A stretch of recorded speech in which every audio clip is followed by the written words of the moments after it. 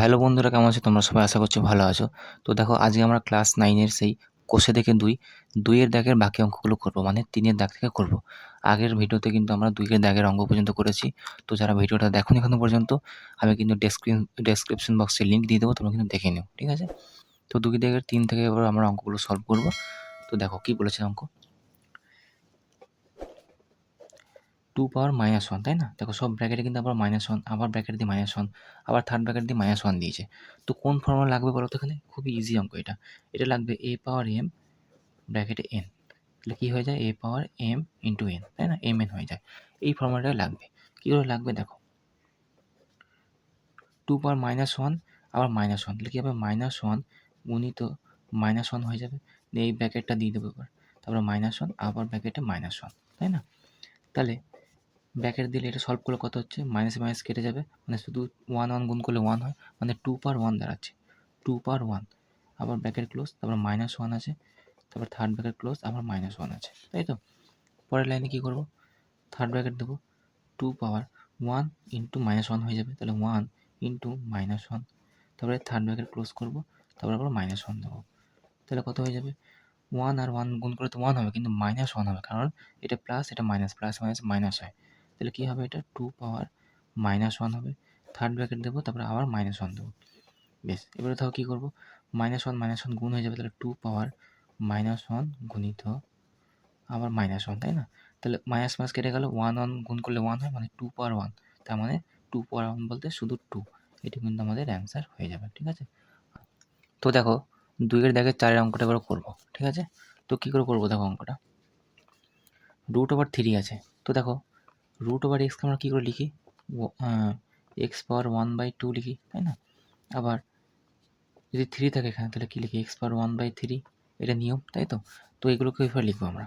তাহলে a পাওয়ার 1/3 লিখবো, মানে -2 তো আছেই, ইন্টু আবার 1/3 লিখবো। বোঝা গেছে? কারণ কি, a পাওয়ার -2 তো অলরেডি আছে, এই রুটের ভিতরে আছে। তাহলে এইটা আরও ব্র্যাকেটে, এইটা ব্র্যাকেটে ইন্টু 1/3, ঠিক আছে? আবার গুণ আছে b ইন্টু, এবারে কী লিখবো? b পাওয়ার -2 আছে ইন্টু 1/3 লিখবো, ইন্টু c গুণিত কী আছে? c আছে, তাহলে কী লিখবো? c পাওয়ার -2 গুণিত 1/3 গুণিত a, ঠিক আছে? বেশ, পরের লাইনে কী লিখবো? সব গুণ করবো, তাহলে a পাওয়ার -2/3 গুণিত b, এগুলো কিন্তু গুণ, ঠিক আছে? সব গুণ দিয়ে দিচ্ছি না, গুণ b পাওয়ার -2/3 গুণিত c গুণিত কী আছে? c, তাহলে c পাওয়ার -2/3 গুণিত a। বোঝা গেছে? বেশ, এবার a আর এই a সলভ করবো, কারণ a power m into a power n কী হয়ে যায়? a power m plus n, এটা তো হয়ে যায়, তাই না? জানি। তাহলে করবো a পাওয়ার -2/3 প্লাস, এটা a পাওয়ার কিছু না মানে 1, c পাওয়ার কিছু না মানে 1, b পাওয়ার কিছু না মানে 1, তাহলে কী হবে? -2/3 প্লাস 1, ঠিক আছে? গুণিত বিটা, এই b সলভ করবো, তাহলে b পাওয়ার -2/3 প্লাস 1 গুণিত c আর c পাওয়ার -2/3 প্লাস 1, তাই তো হবে এটা? বেশ, এবার সলভ করবো। a পাওয়ার নিচের লসাগু 3 হবে, তাহলে -2 হবে, প্লাস এটা 3 হয়ে যাবে, তাই না? সবাইতে একই হবে, তাহলে সলভ করলে কত হচ্ছে? 3 থেকে 2 বিয়োগ করলে হচ্ছে 1, মানে 1/3 হচ্ছে, তাই না? তো সবগুলোতে আমি 1/3 লিখছি, এই স্টেপটা বাদ দিলাম। তাহলে সবগুলোতে 1/3, কারণ কি সবাই দেখো একই আছে, -2/3 প্লাস 1, -2/3 প্লাস 1, -2/3 প্লাস 1 আছে, তাই না? তাই সবাইতে 1/3 এর উত্তর বেরোচ্ছে, তাহলে 1/3 গুণিত b পাওয়ার 1/3 গুণিত c পাওয়ার 1/3। বোঝা গেছে? বেশ, এরপর আসলে কী লিখতে পারি বলো তো? a into b into c পুরো ব্র্যাকেটে আবার 1/3, তাই না?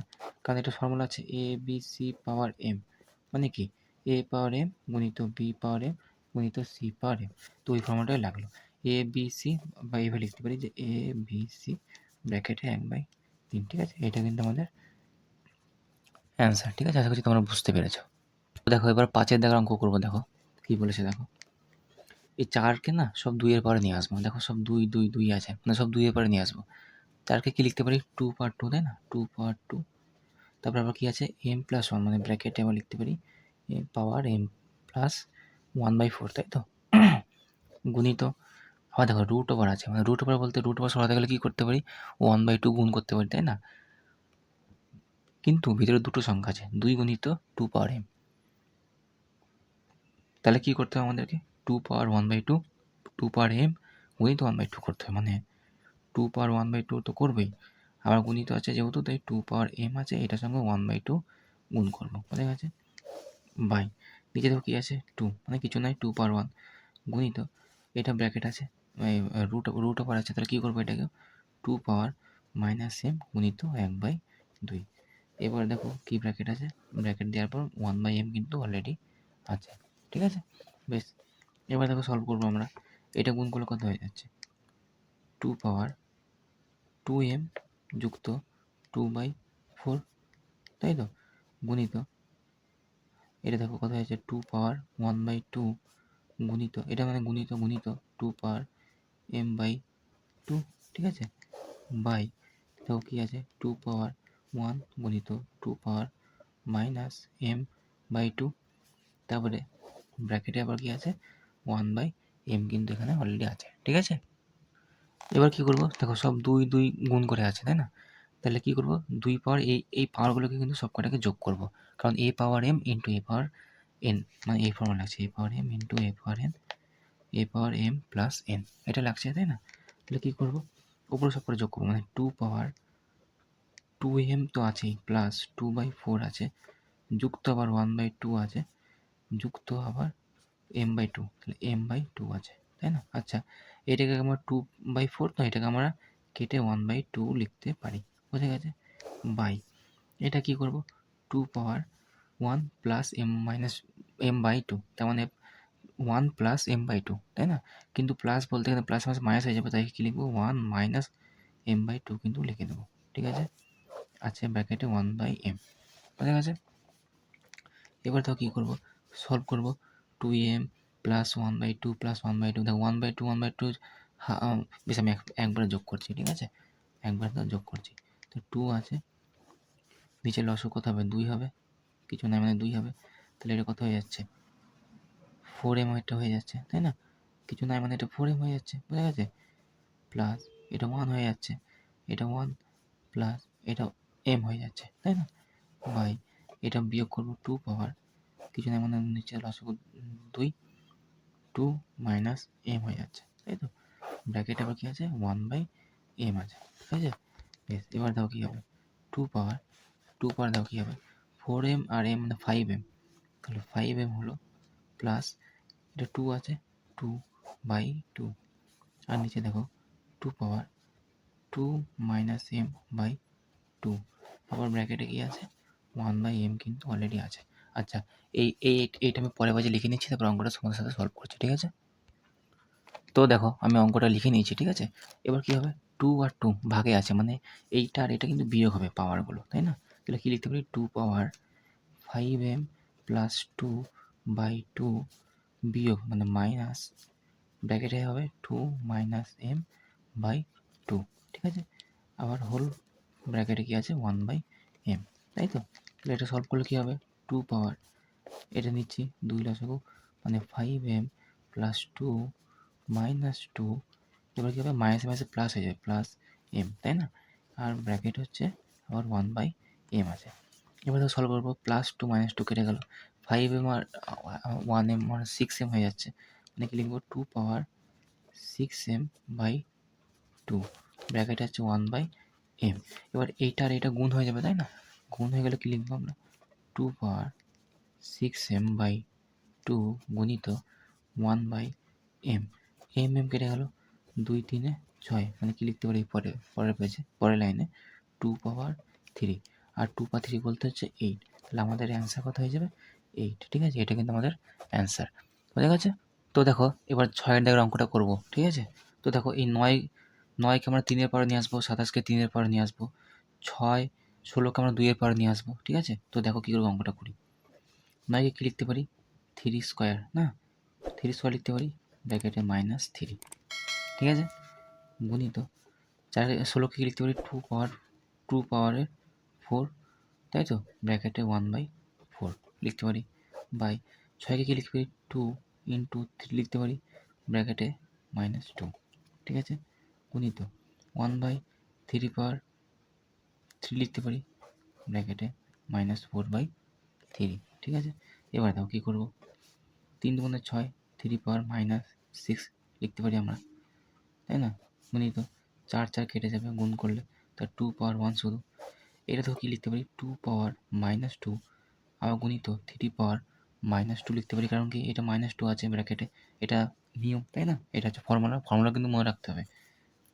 গুণিত এটা কী হবে, 1/3, তাহলে এটা গুণ হয়ে যাবে, একবার এটার সঙ্গে গুণ হয়, একবার এটার সঙ্গে গুণ হয়, তাহলে 1/1, তাহলে একটা কাজ করতে পারি, 3/3কে আমরা কী লিখতে পারি বলো তো, 3^-3 লিখতে পারি, পারি কি পারি না বলো? কি জানি, x⁻m, মানে কী হয় 1/x⁻m, তো আমি এটাকে উল্টে এইটা লিখলাম, ব্র্যাকেট আবার -4/3 কিন্তু অলরেডি আছে। ঠিক আছে, বেশ, এবার কী লিখছি, 3^-6 গুণিত 2^1/2^-2 গুণিত 3^-2 গুণিত এটার সঙ্গে এটা গুণ হয়ে যাবে, তাহলে গুণ করলে এটা কেটে যাবে, 3 কেটে যাবে, মানে 3^4 কিন্তু লিখতে পারি। ঠিক আছে, এবার দেখো চলে এসেছে, এইটা আর 3 যোগ হবে, তাই না? সব এবার বেসিকে চলে এসেছি, মানে কি a⁻m into a⁻m plus n হয়ে যাবে। ঠিক আছে, তাহলে 3^-6 প্লাস 4 হয়ে যাবে, গুণিত 2^1 তো অলরেডি আছে, নিচে কি আছে 2^-2 গুণিত 3^-2, যদি আমি একবারে করতে পারি কিন্তু সবকটা, কিন্তু আমি করছি না, যেন তোমরা বুঝতে পারো তার জন্য। তাহলে কী লিখবো, 3^6 থেকে 4 প্লাস -2 হয়ে যাবে, গুণিত 2^1 আছে নিচে, 2^-2 আছে, তাহলে এটা বিয়োগ হয়ে যায়, তাহলে 1 -2, তাই না, বাই নিচে কি আছে 3^-2, তা 3^-2 কেটে গেল, এটা কি হয়ে যাবে, এটা হয়ে যাবে মাঝে প্লাস, মানে 2^2 হয়ে যাবে, তাই না?